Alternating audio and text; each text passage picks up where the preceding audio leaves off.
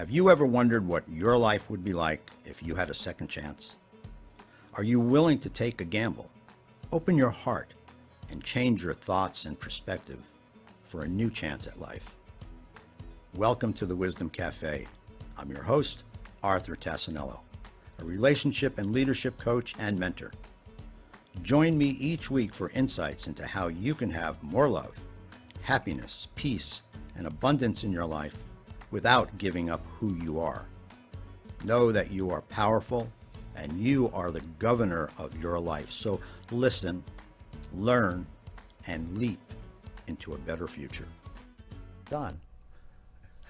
Hi, welcome to another week of the Wisdom Cafe. I'm Arthur Tassinello, and today I have with me my sister Michele Landers, who's a board-certified crazy person, hypnotherapist, life coach, and she's an author as well. And we're going to talk about a few things today,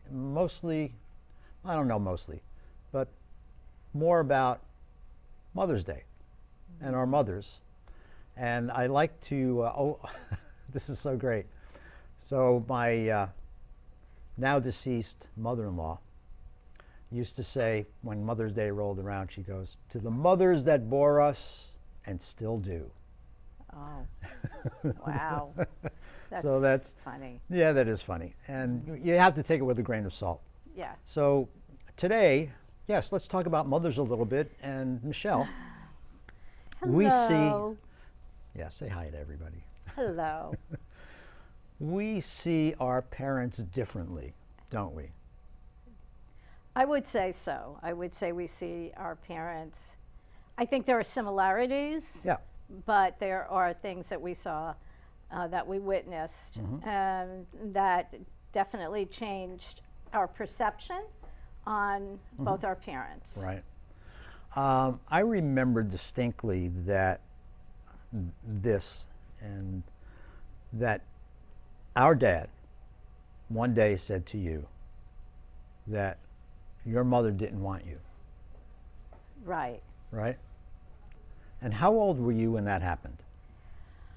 I think I was probably in my 20s, maybe my 30s, but it was soul crushing, to hear that. Yeah. It was. And so that's interesting because I thought it was when you were younger at some point in time. Oh, no. I had lots of other issues. Terrible things that were said to me. But that's okay. It was all, it's all about the lessons and the experience and the gift and all that. Yeah, I do remember. It's interesting that, I liked our mom more than you did. You liked our dad more than I did. Right. And for whatever reasons, we had our own perceptions about that. Correct. And I do also remember. It's funny. I think I remember more things about what your dad said to you, which always makes me wonder why you liked him more than mom. But like when you were young and you were I remember you as being a great artist. You were amazing at it. Thank you. Oh, wow. And I remember Dad like correcting you or saying that I don't remember exactly. What did he say? Okay, so this is the interesting part. So why did I lean towards Dad more? That's it. I leaned towards him more, number one, because he wasn't around a lot. So honestly, that was one of it. Right. One of the reasons. He wasn't as, at times, oh gosh, I got to be careful about this word. I want to say the word brutal. It's not that my mother was, very critical of me. Our mother was very critical of me. But our dad, in his own way was. So what he had said, and thank you for bringing that up about being an artist. By the way, that's one of the big areas that I have to work on, because all these years, after what he had said and after their refusing to allow me to go to Parsons School of Design, I stopped drawing. Remember that. Yeah. I just stopped. And recently I picked up a artist's book and some charcoal pencils, and I'm going to get back into it. So the bottom line was my dad, I had done a portrait of my boyfriend at the time, and I thought it was pretty good, honestly, and he came over with his pencils and corrected it for me. And yeah, that was, there was a number of, this is going to sound so harsh, but a lot of soul-crushing messages that I received when I was a kid. So I just wanted to bolt. I just didn't want to stay in that environment. And so, I went out into the world with a lot of skewed ideas about how the world worked, and skewed perceptions about the world. And I went out there and I had to figure it out, for myself. But being, I think Carolyn May says, sometimes you have to, as far as families go, you have to pick up your bed and walk. But by doing that, you're either going to sink or swim. You're either going to become really angry and bitter, or you're going to find out, you're going to dig deep, and you're going to find out more about yourself. And of course, my belief is, I do believe in reincarnation. I do believe that we come back over and over again. I do believe that we all have a message, and we're all on a spiritual journey. So, yeah, a lot of things. So why did I bring that up today? Right? Yeah. Why did I do that? Well, we want to talk about mothers today, and mothers for Mother's Day. And I really wanted to talk about, what do you do when you live in a family where you have that kind of dysfunction? What do we do about that? What can our audience do? What can people do? Because Mother's Day is coming up. Some people don't want to see their mom. Other people can't wait to see their mom. Other people will just fall over and giving them gifts, and other people go, I wouldn't give you anything if you gave me the money to give you something. Right. And so we all grow up in those environments that just don't always work well. So what, in your estimation, your perception of things, or your advice to other people, I mean, have you gotten over that? What kind of advice do you give people about that? Well, I think one of the things that I suggest to clients, which is going to sound kind of funny, but I think it's great if we all had a little bit of selective amnesia. So if I didn't have, this is the key, if I didn't have the memory of those situations, those remarks, what would my life be like? So it's pretty easy to, for the most part, to answer that.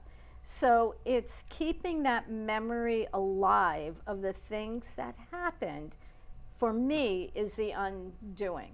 If you keep that memory alive, if every time something happens that, it triggers you and you go, oh yeah, I remember when she said, or she did, then all of that emotional, all those toxic emotions come up. Your cells are affected, your health is affected, your everything, about you, emotionally, physiologically. So my suggestion is to, in hypnosis, you can go back and change it, which I've done that. I've gone back in hypnosis and imagine that my parents apologized. They what? They were different? They were different. And your mind is so damn powerful. Right. But the thing is, forgiveness. Forgiveness isn't for the other person. I think most viewers probably know that. Forgiveness is for yourself. And there was a great post recently. I wish I could remember it exactly. I didn't know how strong I was until I had to forgive someone who, I'm going to screw this up, but I didn't know how strong I was until I had to forgive someone who never apologized. But it's something, along those lines. And I agree with a lot of that. I know for me, with dad, our dad, Yeah. it took me decades to kind of let go of what I saw as a person. Right, he was missing all the time. And in a way, God bless us for that, because he worked hard, Right. and he gave us a decent home. We're never rich, but he gave us a decent home. We had food on the table, we had a bed to sleep in, we had clothes on our back, right? So those were all the good things. Right. All the right. things that, the little things that he did, like with your drawings and the other things in my life that I saw that were missing and so forth, and that where he always seemed to be somewhere else and not at home, Right. right? Present with us. Right. In a way, I forgave him.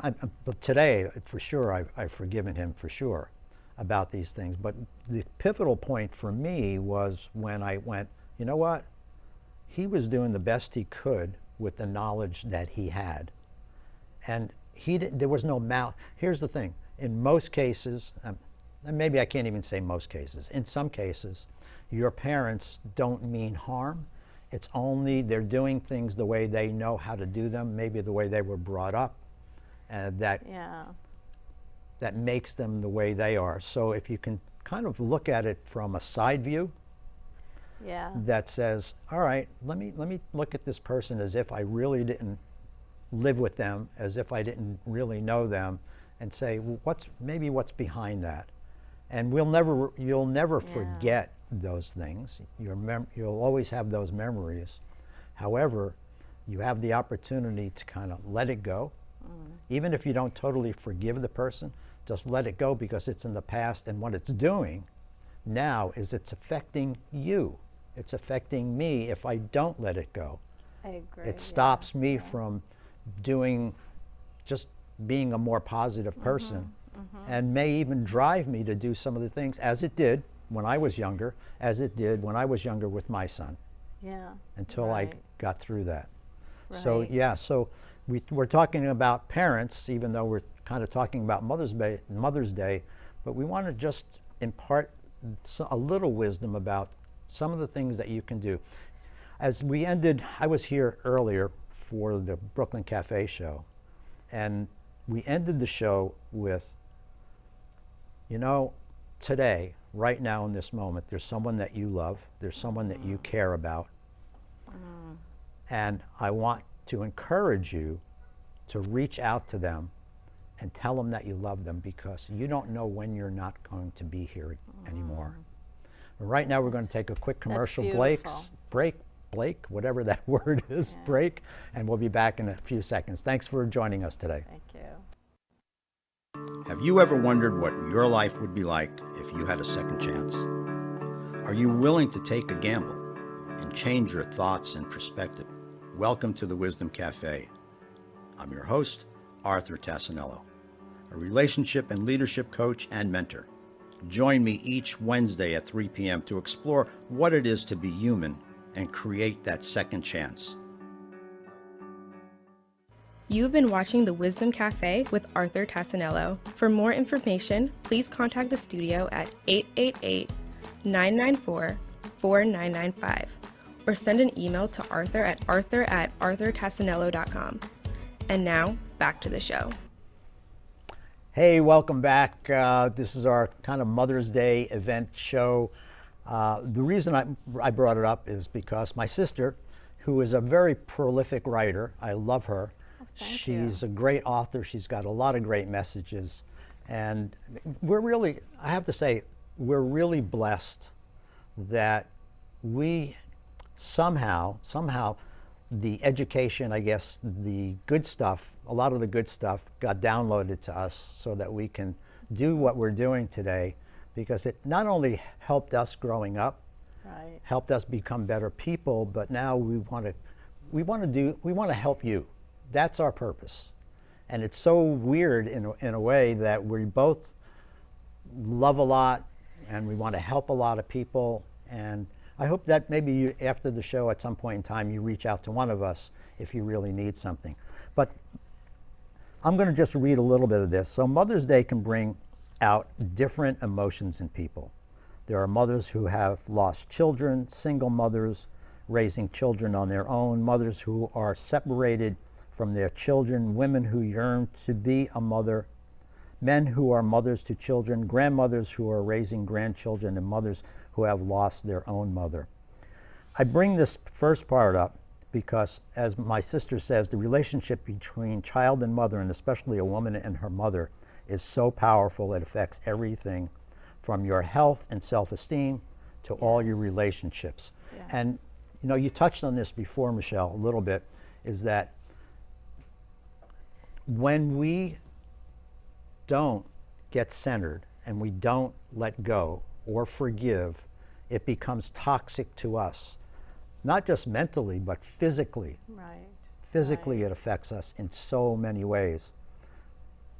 You know, we get back to helping you see your mom or even your dad or anyone else in a different way, right? So do you want me to read the rest of what I wrote, that little bit about Mom? Yes, please do. I mean, yeah. Yeah. Yeah, because Mother's Day was always, in the past, a trigger for me.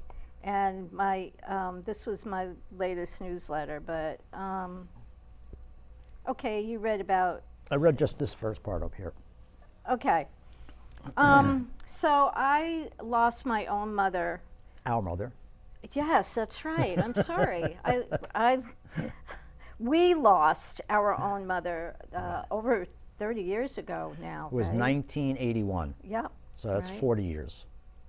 Wow. Yeah. I'm that old? Well, we are older, Okay. without a doubt. We're older. But she was only 61, 62, I'm sorry. No, she was 61. 61? She didn't hit 62 Okay, yet. yeah. Okay, so this is what I wrote. It was devastating, of course, but not only for the reason you might expect. My mother kept our home and her children clean and neat. She was a fantastic cook and seamstress. She was bright. She was creative.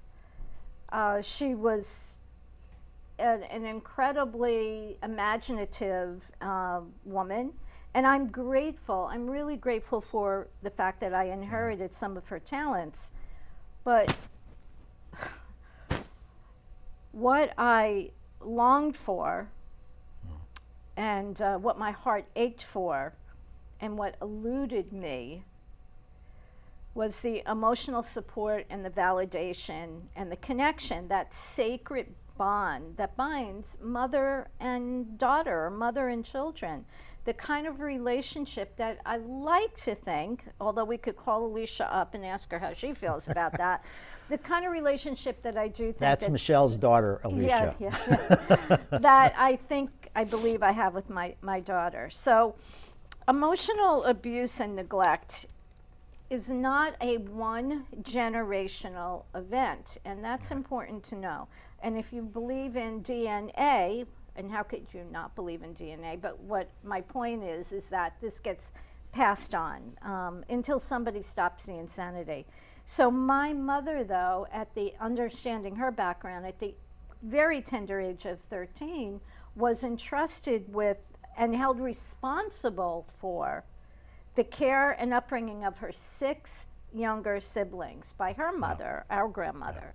And that's pretty rough, because our grandmother was, let's say, a trendsetter. She divorced her husband during a time that you never divorced. you right. never get divorced, but she was a spitfire. Yeah. And so as a result, my mother, a beautiful soul, was driven by her own demons that plagued her until her very untimely passing at 61. Yeah. So, as I mentioned before, so I ventured out into the world fairly early with little emotional skills. And, but eventually I learned how to be the mother that I longed for, but not only to my children, but to myself, because that's what I really needed, was that nurturing. And I think that's important for everyone, to learn how to love yourself first. So the flip side is a beautiful beacon of light, because I believe there is something to learn, a precious offering in the most unlikely situations, if we're open, to receive the gift. So eventually, what did it do for me? It led me on a quest to understand life, to understand people, to understand myself, to understand the divine. And I fell down so many rabbit holes into quantum physics and all of these other studies. And I just want to say this, which I think is really important because it's about gratitude for whatever. Louis Schwarzenberg is known for gratitude. And I don't know if he was a prisoner in Auschwitz or what, but he's incredible. And he talks about gratitude all the time. And this is what he says. This is just one little tiny piece, but it's, to me, profound. He said, if your friend is ill, you're grateful that they got better. If your friend dies, you're grateful that you knew them. And that's his point. His point is, in every situation, there is a gift. Yeah, absolutely. And so the gift for me was, I learned how to essentially get to know myself better. It led me down this path to what I love doing, which is coaching and hypnotherapy. So here we are, right? We've Right. basically gone down the same path in so many similar ways. Brings me to the point of when the show opens up, it talks about second chances. And as I did, like my father did to me and his father did to him, I was the best father to my son. But I got a second chance. 23 years later, Yeah. I had a little girl. And that was my gift. And I am so grateful for that. And not that I'm not grateful for my son, but I learned not to do those things with my daughter. That's the second chance. And when I say you don't have to wait 23 years. Right. You can do it today. You can change where you were going and what you saw or what was brought into your life. You can change that now. You can change it right now in this second, but you have to want to do that. You can't blame your parents anymore. I mean, you can. I shouldn't say that. You can do whatever you want in life. But I would suggest that holding on to that blame isn't going to facilitate a better life for you. You want things to be different. If you wanted your life to be different when you were growing up, then change it now. Don't do those same things maybe with your children or anybody else. You have the opportunity every day when you wake up to make your day a better day. You have the opportunity to smile, to be grateful that you're standing, hopefully that you're healthy. If you're not real healthy, look at it from a viewpoint of, I can get healthier because I have the wherewithal to get healthier. There's so much information out there that you can grab onto to help yourself be healthier physically and mentally and spiritually. You don't have to live the life that you're living if you don't like it right now. You can change. It's always up to you. It's not up to, my sister's not going to change me. I'm not going to change her. We can change each other a little bit by imparting better information, giving us good information, positive information. But the reality is that only you can change you. That's it. Bottom line, there's no other way to do it. Nothing's outside of you. Everything is inside of you, right?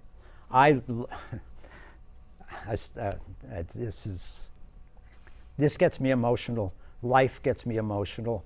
Family gets me emotional. My daughter, my son, my sister, thinking about these things. I love you. I love my parents for the things that they showed me that were good and the things that they showed me that I don't want to be. You can change your life in a second, in an absolute second, but you have to want to do that. And we're here to help you if that's what you want to do.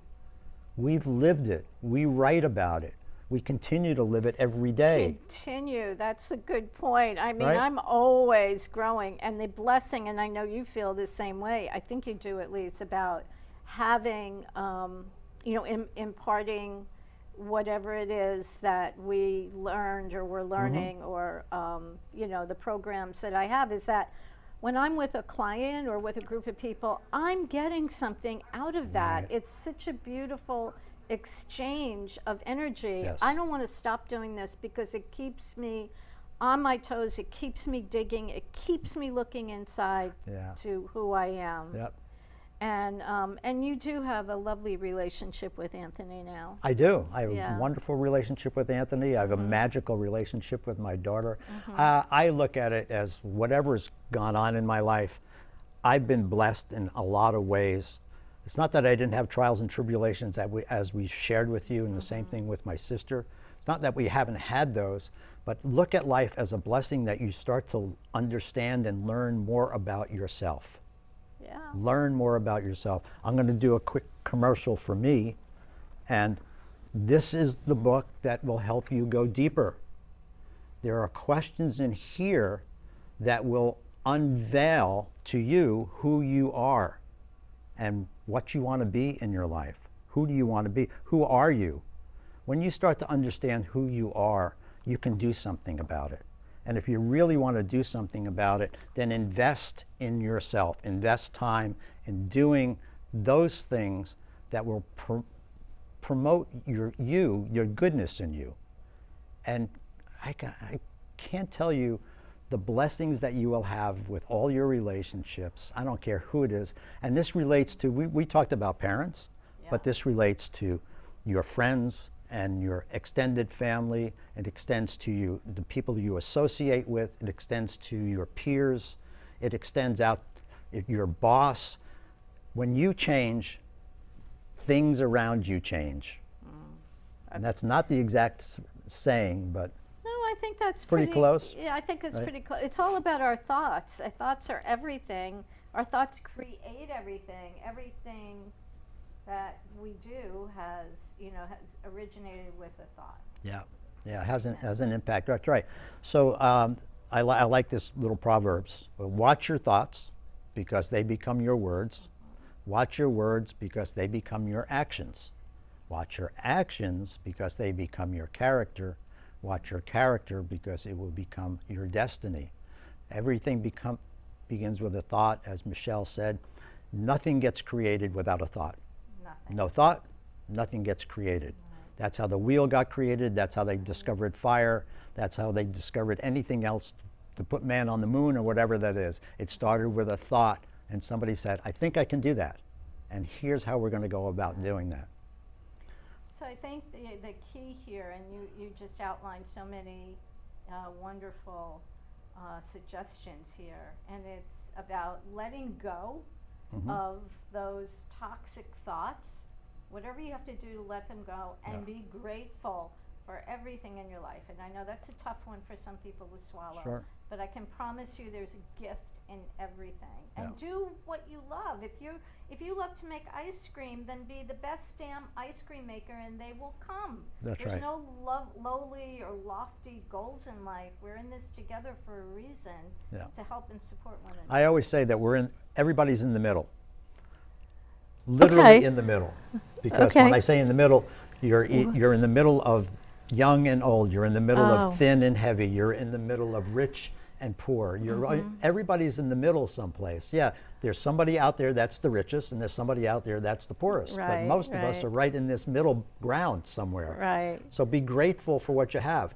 Every day, whatever I have a home, I have a bed, I have food on the table, I have a car, and I have a lovely, loving family, and I love people, and I know people love me. I don't need anything else. Yeah. And I'm not rich. I'm not the guy at the top for sure, not even close. But those are the things. Just be grateful for those little things, and you'll see how magically your life can change. I want to thank you, my lovely, beautiful sister, I love you. for being Thank here you. today. Thank you for inviting me here today. This was It's a a good treat for me. topic. Yeah. And for me too. This Yeah. is a great topic for Mother's Day. Really. So until next week, I say pick up the phone, call somebody you love. They want to hear your voice.